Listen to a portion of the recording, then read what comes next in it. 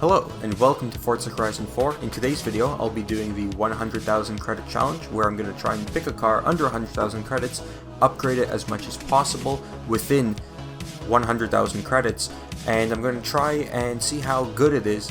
I'll be giving it a rating, but this time only on one track. Now in the last video, the 300,000 credit challenge, if you didn't watch it, you really should, I had the Audi RS6 Avant, and that was pretty fast, but today I'll be having a third of the credits that I was able to spend last time. So the way it works is I'm going to be racing in the Goliath, which I haven't actually raced yet. It's a road race.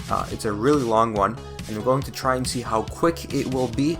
I'm going to see the handling, how good the handling is. I'm going to see the speed. I'll see the braking as well, so I'll be doing a series of tests in that, and I'll be giving it a score out of 10, and I'll see how well it goes. Now, as I did in the last video, I'll be looking in the Upgrade Heroes section of the viable cars. Now, it has to be under 100,000 credits, and because upgrades will be added to it as well, I have to have enough wiggle room to actually add those upgrades to it. So, I have a good assortment of cars here. I've got a Golf R at 50,000 credits. That's already pretty good. This Subaru WRX STI has a very good amount of upgrades to it. If we go even lower, I would like to go even lower and try and see what body kits I could apply to it. In the 300,000 credit challenge, I did apply a body kit to my RS6, but something I didn't do is add some tuning to the wheels to decrease that understeer. Now, a Subaru BRZ, pretty good. It's a car that I would want to get if I had the money. And you know what? I think I'll go for it. And I'll see how it does on the Goliath. Yeah, that's nice. Okay, let's add some upgrades to this. Let's go see that body kit. It's a Rocket Bunny body kit. And wow, that brings it really low to the ground. Everything's completely bolted on. The front changes quite a bit, just the lights remain. On the side, some changes, but wow, it really brings it down to the ground, and it does have quite a squat there. So let's do that. Now, engine swaps. What does it have? I need to keep it, so far we're at 5,000. I need to keep it below or at 68,000. Now, we have a flat 6. I want to see horses. Now, 330, 493. This is a V8, but I think we'll go for this one. 39,000. We'll make it all-wheel drive, definitely. So yeah, we go down even more in weight. We go down 160 pounds. 162 pounds. Let's see how this goes. The steering, very good. There's probably other cars that you could get, maybe get better wide body kit on it, but this is what I've chosen. I like the car too. Even though it might not be too good, I like the car. I would buy this car. Yeah, so we've already passed a Porsche. And we've already passed, is that a Pontiac? I can't tell. Haven't been outside in a while, so I haven't really seen cars. But the acceleration, very good, right off the line. The understeer, not too bad. It's still able to, still late braking on my end. It's able to turn pretty well. It still does need some tuning. Now, something that I'll be doing differently than the 300,000 credit challenge is I will be changing the the tuning from race to race, because this is only one race. I'm not looking for an all-around good car. I'm only looking for the best car on the Goliath. Now, this thing does drift quite a bit, so Those better tires would have helped, but that's okay. It's still quite a good car, and you'll notice I'm saying that a lot, because this is a good car. It is able to accelerate well, and through the corners, it's not too bad. It could be a lot better, considering the tuning that I could do, but it is pretty good. And in the top speed, it will improve on actually getting to the top speed when that tuning gets done. After having cut some corners illegally, I still passed all the checkpoints. I've almost caught up to these cars, and in the top speed department, that's what's causing this car to be able to go up into 4th place, almost having a podium placement until the physics decide to say no to me, which means I have to rewind.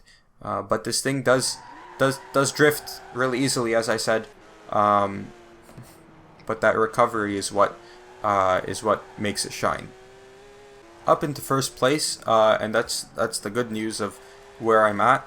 I passed a Mazda with the highest pitched sound engine in the world, but the thunderclap was pretty good when it lifted. That's the only good part about the Mazda. The other good part is that I passed it. And that's the race in 11 minutes and 26 seconds. That's the Goliath. So pretty long. Able to come in first after having the highest class out of all the AI. So I'm going to go do some tuning, and I'll come back and try and do that again.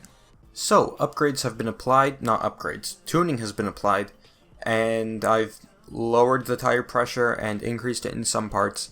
I've changed the gearing just a little. The top speed is a little lower, but it's more tuned to acceleration. And I've also changed the alignment so it's more aggressive with the steering. Now, in terms of braking, I would give that a 7 out of 10. Not the best brakes, but in high-speed situations, it's good. In terms of top speed, a perfect 10. I don't know what I would change about that. In terms of handling, I'd also give it a 7 there.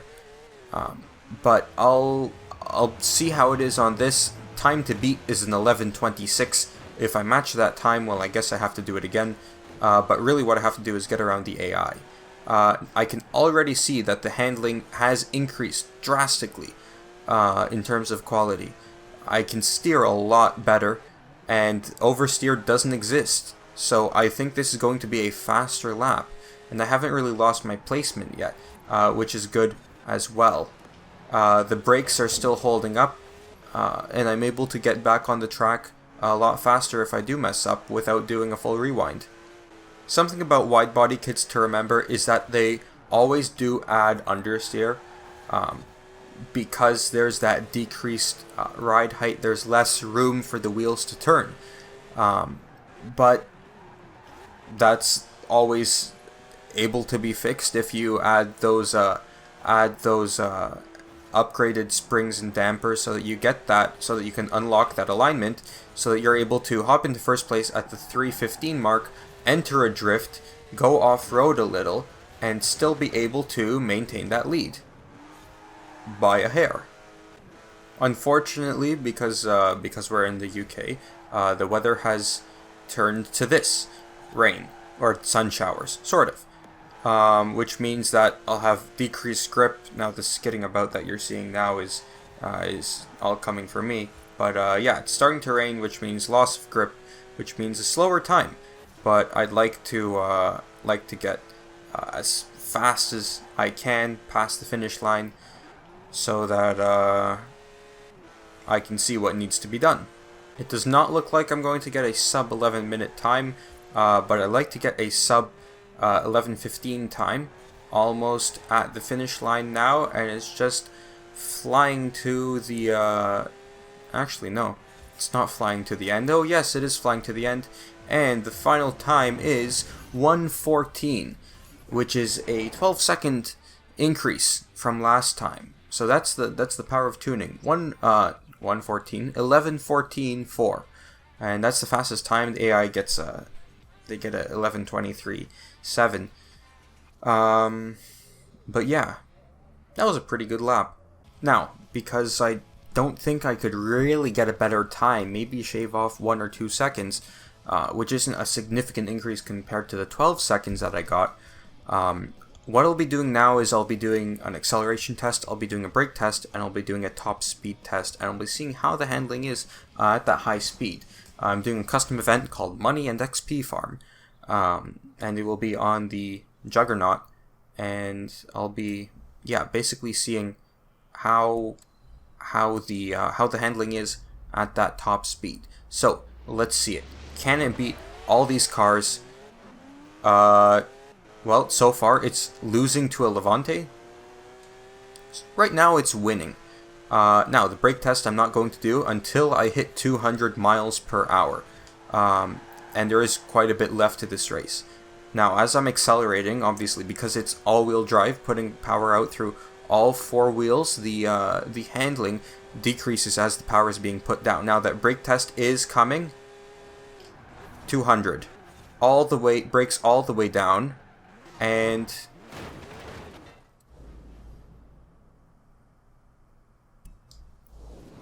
well, that got me pretty scared. It did go quite far.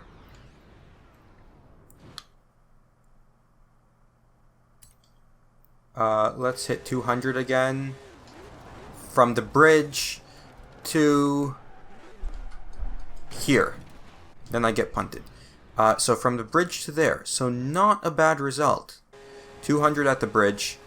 And the handling is still not too bad. Able to move left and right. 208. And it can take the corner. Just a little bit of... just a little bit of increased angle, and it can take the corner, but if I start the turn earlier, it won't even exceed any track limits. It'll just go on the shoulder a little. So this is pretty good. The acceleration also pretty good to get to this speed, and doesn't look like it's going to go any faster than this. And with that, the challenge is finished. This is quite a car for 100,000 credits. It's a pretty good deal for what you pay for. You do get that acceleration right off the line. You have that excellent braking. You have the handling as well. Great handling at low speed, at high speed. It's able to take corners very well if it's in the hands of an experienced driver. Unlike me, someone who's actually driven a fast car on the road. But yeah, hopefully you all like this video. If you did, leave a like down below. If you are new to the channel, be sure to subscribe and leave a comment down below if you do so desire, and I will see you all in the next video. Goodbye.